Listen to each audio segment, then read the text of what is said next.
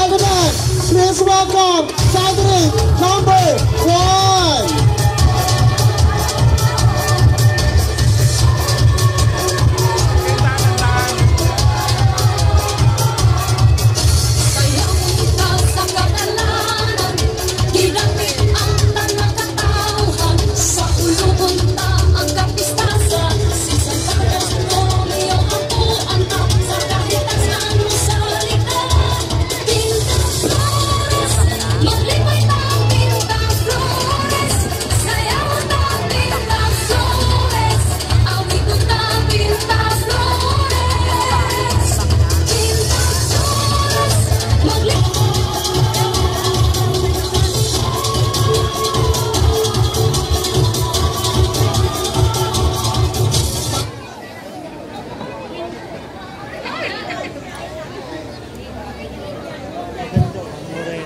Hindi po ko gaganahan kung walang nagpapalakpakan.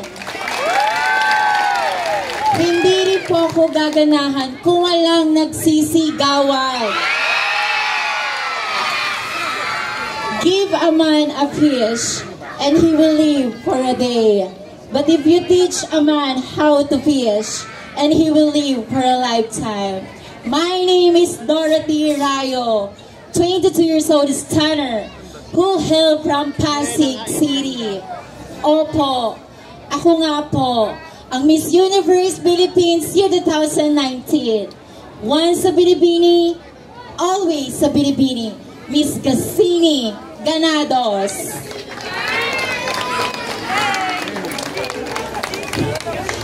Miss Cassini Ganados na nagsasabing, mahirap magpakalalaki kung hindi ka tunay na ganap na lalaki.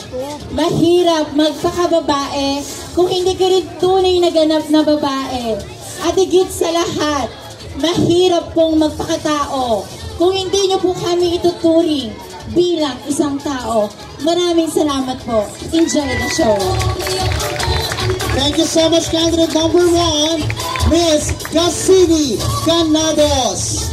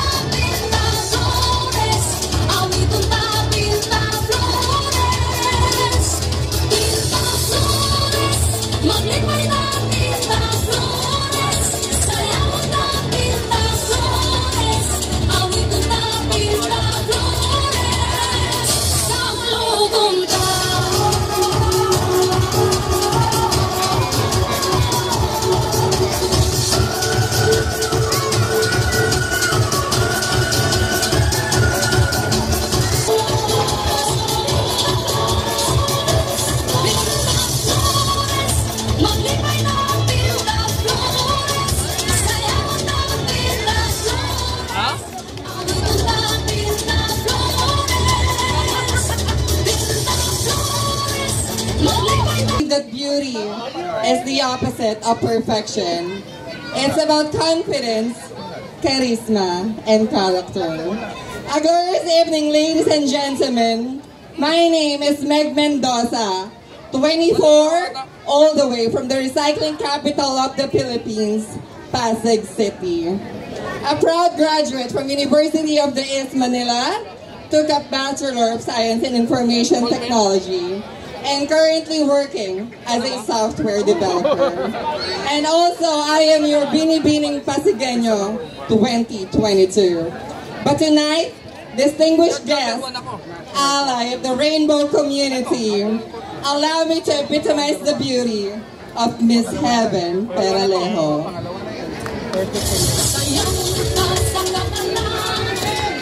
Heaven Peralejo saying that the true sign of a queen is that she holds the respect for the others as highly as her crown. And judges, I completely know that you know how to distinguish what a true national costume is proudly wearing the Sari Manok Festival all the way from Mindanao, Pilipinas. Good evening.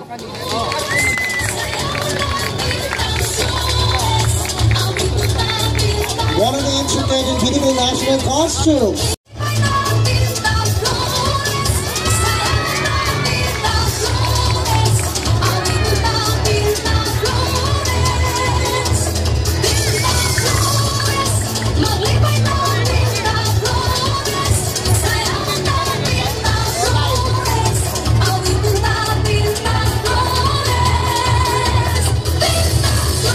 Pawarm weight daw po ng ilaw.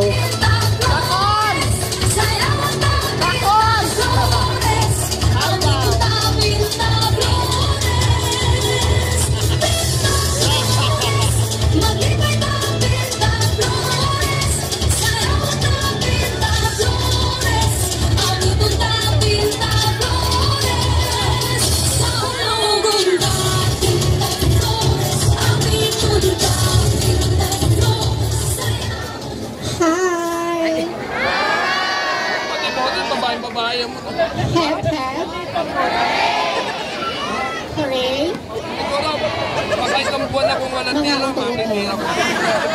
Joke lang po. A girl who's standing tall in front of you is a fresh 21 years old stutterer, a nursing graduate. I am Eunice Aquillo, 21. Hailing all the way from our international shrine capital of the Philippines, tayo na sa Antipolo. But tonight, since this is a beauty pageant, allow me to borrow the personality of your one and only, ang babaeng bumihag sa pihitang puso, Miss Senator Chis Escudero. Bakit hindi po natin sabay-sabay salubungin ang masigabang palakpakan, your one and only Miss Harry Evangelista. Miss Hart Evangelista po na nag-iiwan ng mga kataga, aanhin ko pa ang aking kagandahan kung hindi ko naman matitikman ang inyong kapitan. Chairman, Kapitan, Buchanan. Joke lamang po. Again, this is your candidate number 3. Mark my number, because I will give you a night to remember and a great show tonight. Happy Fiesta, everyone. Thank you.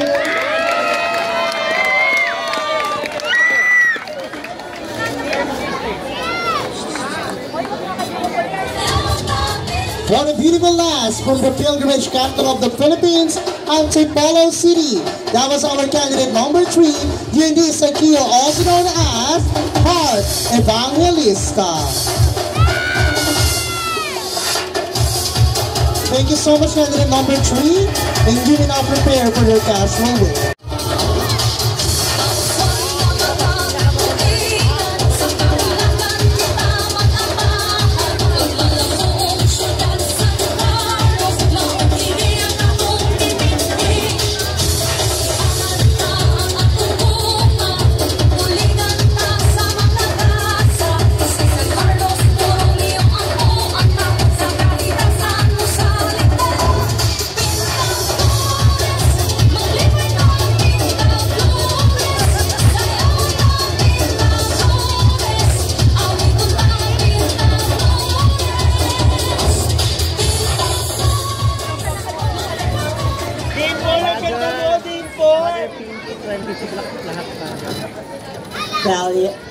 Bella, Bonita, Magnifica, Estefanda, Kiri, Diasa, guapa at maganda.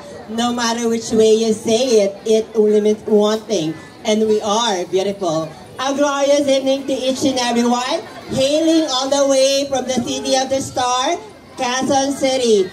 My name is Dimple Tan, a proud son of the famous University of the Scholar, Polytechnic University of the Philippines, who took up bachelor's in advertising and public relations. But tonight, allow me to stand by this beautiful evening, your one and only, ang babaeng tinatawag na Ate Girl sa It's Showtime. Bakit hindi niyo po sabay-sabay hiyawan at palakpakan ang may tunay na kawangis ng artista, binibining Jackie, Ate Girl Gonzaga.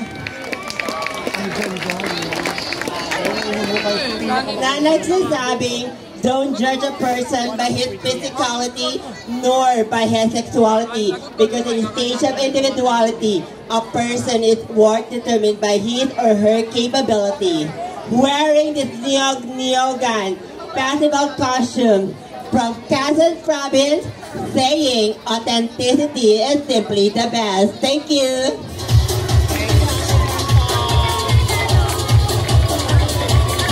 Wearing an authentic and classy Filipiniana, that's our candidate number 4, Miss Dipotan, also known as Ate Girl Gonzaga.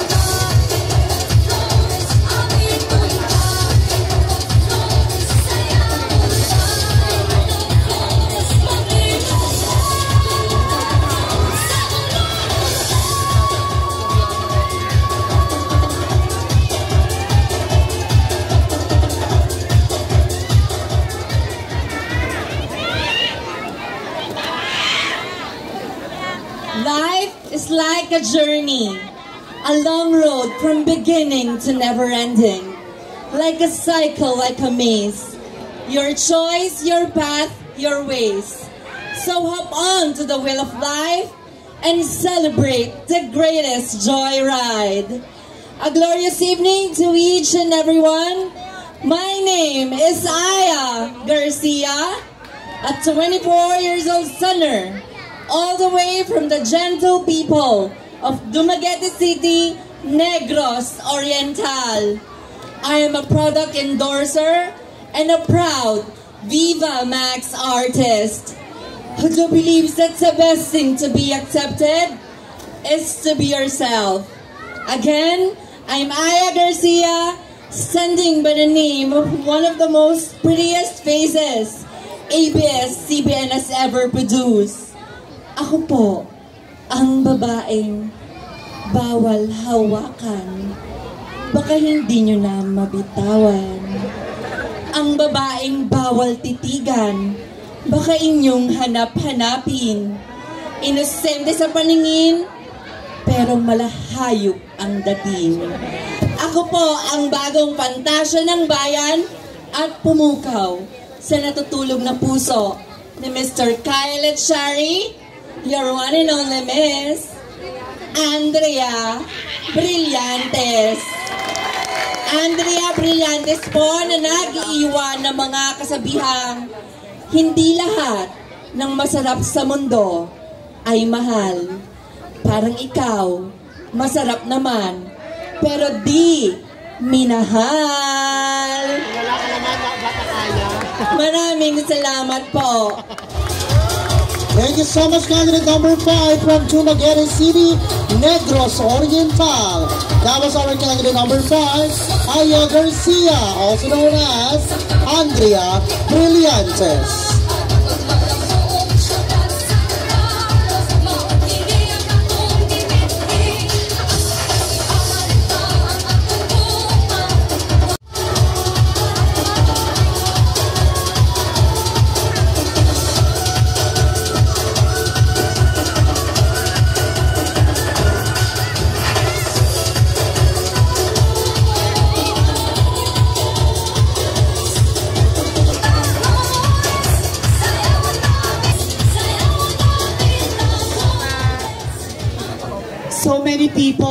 so many smiles as I do say, mabuhay. It is always an honor for me to stand before people of the same kind, yet very much different when it comes to their ages, gender, and origin. Maybe you're wondering why I'm here tonight. It's simply because I want to break the big chain of gender oppression and highly proclaim my sexuality as a homosexual in this very challenging yet cruel world of ours. Standing before your eye is a 25-year-old listener all the way from Santa Ana, Manila. I'm a proud cum laude who took a Bachelor in Political Science, major in Public Administration at the famous School of Scholars, Polytechnic University of the Philippines. But tonight, allow me to stand by the name. I am Serafin Bermudez, and I will carry the image, ang babaeng nagtanggal ng sumpa sa Philippine pageantry. Ang babaeng sumikat at nagpasikat ng katagang Major. Sabay-sabay po natin palakpakan your 2010 fourth runner-up Miss Universe, I am Maria Venustra, na nag-iiwan po ng mga katagang mahirap ang magpakalalaki kung hindi ka tunay na lalaki. Mahirap pong magpakababae kung hindi ka tunay na babae. Ngunit ang pinakamahirap po sa mundong ito ay ang magpakatao kung kaming mga bakla ay hindi nyo ituturing bilang isang tao. Once again, I am Serafin Bermudez saying, be cool, relax, because I will make your evening absolutely fabulous. Thank you. Thank you very much.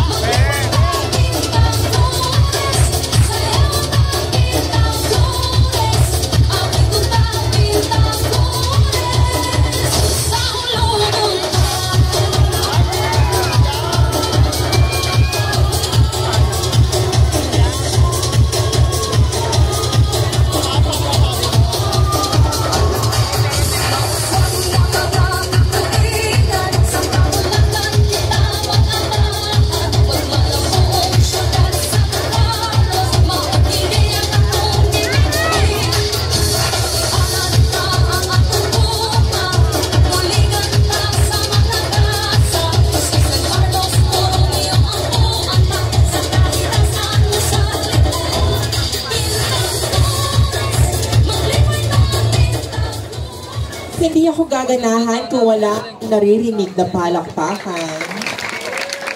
At hindi rin po ako gaganahan kung wala akong naririnig na masigabong hiyawan. From the clan of the Parma, the fierce and the beautiful, my name is Fiam Nicole Foster, a 24-year-old stoner all the way from the majestic city of Alaminos, Pangasinan. And I'm proud to say that I am one of your Super Serena's Queen of the Sky, and your one and only Queen of Alaminos 2016. But tonight, please do allow me to stand by the name. Ang nag-iisang nagpatibok sa pihikang puso ni Mr. Ali Katibi. Sabay-sabay po natin palampakan ang Hot Mama Fresh. At higit sa lahat, ang nag-iisang Eva Fonda sa bakuran ng ABS-CBN, Miss Christine Reyes. Christine Reyes na nag-iiwan ng isang kantang, napakaraming doktor dito sa atin, ngunit bakit nila wala nang natira? Nag-a-abroad sila. Napakaraming guwapo dito sa inyo, ngunit bakit nila wala nang natira? Bakla na din sila. Once again, I am your candidate number 7. Last but not the least, Miss Christine Reyes. Thank you so much. Thank you very much, all the way.